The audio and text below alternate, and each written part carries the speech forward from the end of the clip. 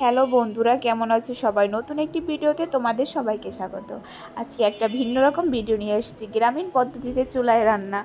এটি হচ্ছে আমার বাবার বাড়ি বরিশালে।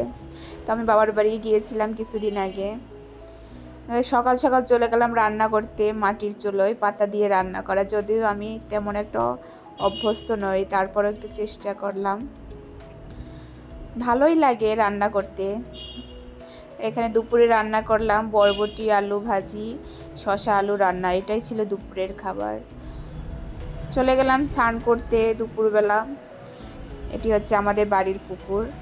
ভালোই লাগে, গ্রামের পরিবেশটা একটু ভিন্ন রকম, গাছপালা। আমি যদিও পুকুরে স্নান করি না এখন, আর কলেই স্নান করা হয়। আসলে আমার দাদু মারা যায়, এর জন্য কিছু রিচুয়াল আছে, এগুলো মা বাবা ভাই ঠাকুমা এগুলো পালন করতেছি, আর আমি এখানে কলে স্নান করতেছি। ভিডিওটি এখানেই শেষ করছি। ধন্যবাদ। চ্যানেলটি সাবস্ক্রাইব করে দিবেন।